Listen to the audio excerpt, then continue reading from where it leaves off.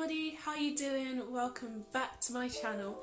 Today's video is going to be all about how to feel good on a bad day. This will be more of a self-growth video than a spiritual video, but my channel is about spirituality and self-growth, so I'll be giving you 5 tips today on how you can make a bad day a good day. Hopefully they work for you as much as they work for me. Before we start, don't forget to like, comment and subscribe to see more content on spirituality and self-growth. Now, let's get into the video.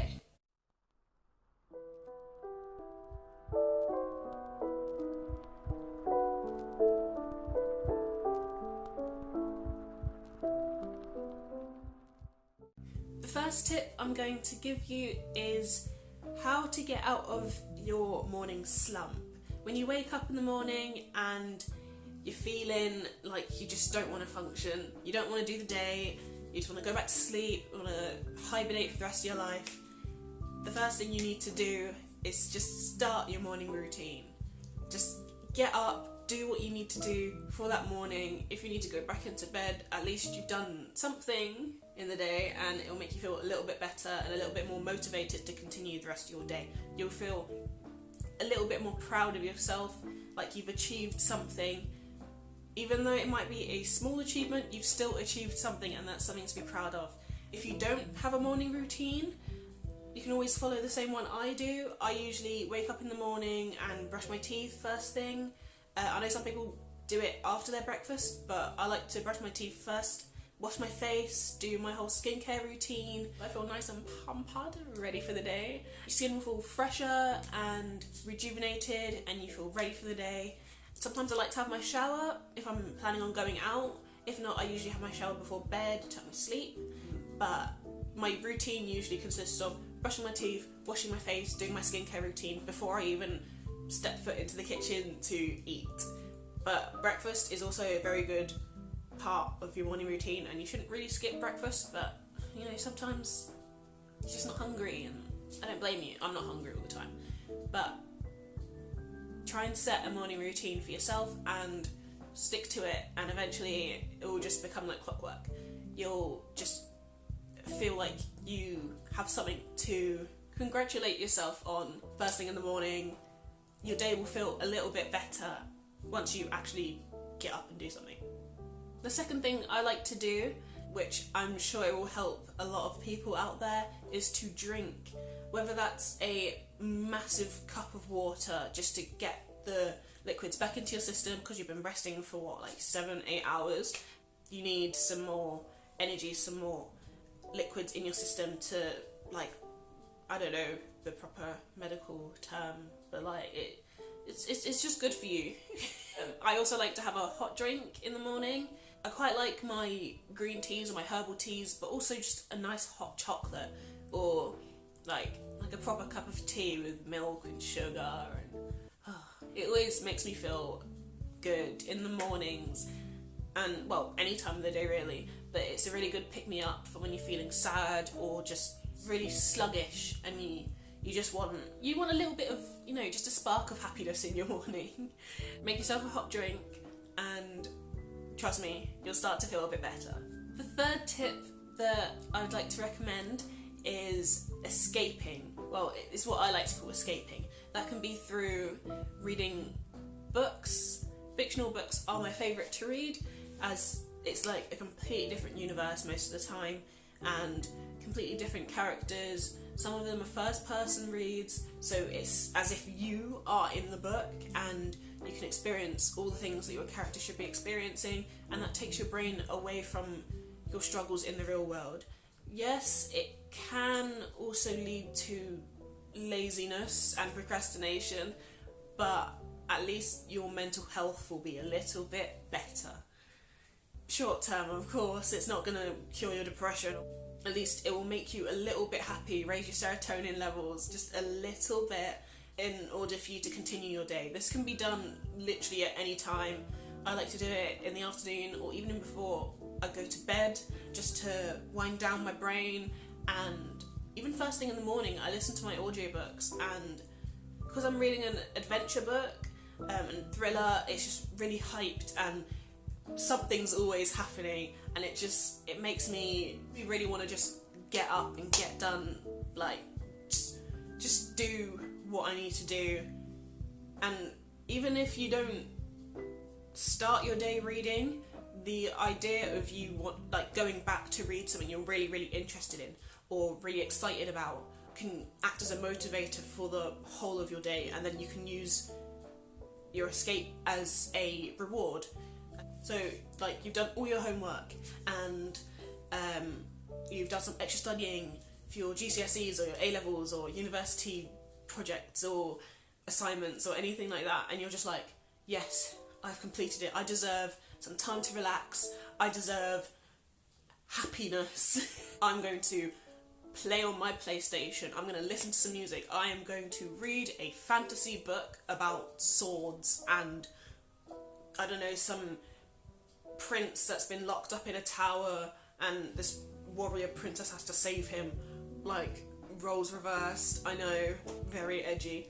But, like, just giving yourself something to look forward to, something to give your brain a break from, and just escape from reality is a huge part of my day, a huge part of my week, and I love it. It's really helped me really stay motivated, especially when I use it as a reward tactic instead of a direct motivation, as in, like, I'm using the energy I get from the excitement of this activity to push me through the day. It's more, I'll do the boring day in order to be rewarded by this lovely activity. I think that has to be my favourite on the list. I'm always excited by creativity and fun things, so yeah. The next one is gonna be quite hard for some people. It's hard for me, I don't like doing it, but it is good for you, and it is good for your body and your brain. As hard as it sounds and as hard as it is to do, you need to do some exercise.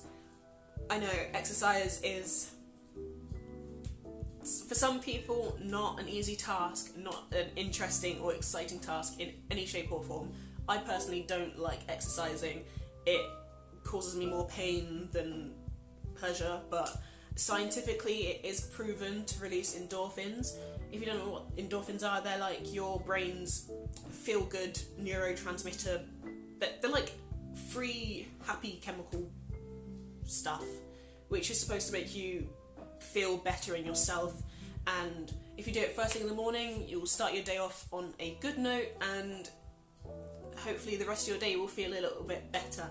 Or if you do it before bed, you'll release so much energy and be replaced with all these endorphins and happy chemicals that you'll sleep much better.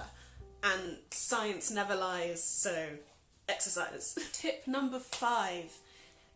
This topic, I don't really see many people talk that much about it in the way that I'm going to, but honestly it's helped me out a lot with my mental health and my motivation, and just not wanting to get up and do my day.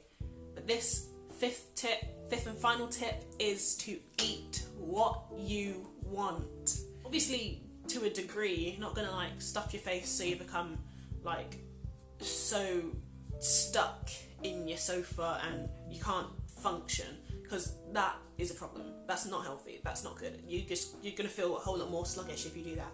But just instead of thinking, oh, this has so many calories in it, I can't eat it, oh, like plan your meals out if you really want to watch your calories, and still eat that chocolate cake if you really want to eat that chocolate cake. Just do it. It's not gonna hurt you, as long as if you are on a diet and you plan to stick to that diet. Obviously don't eat a lot of chocolate cake, because that might just make you feel worse, like you've had a setback. But have a cheat day. Like, and if you're not on a diet, like me, I'm not really on a diet yet. I probably should be, but I'm not. Just buy that snack, that pack of Haribos.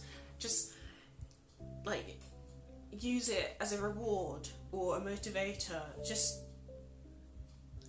eat what you want. If food makes you happy And especially for chefs, I know cooking the food is like a whole art form for them, and it's just so beautiful for them to watch. And if you have a really good chef cooking for you, watching them cook is it's mesmerizing.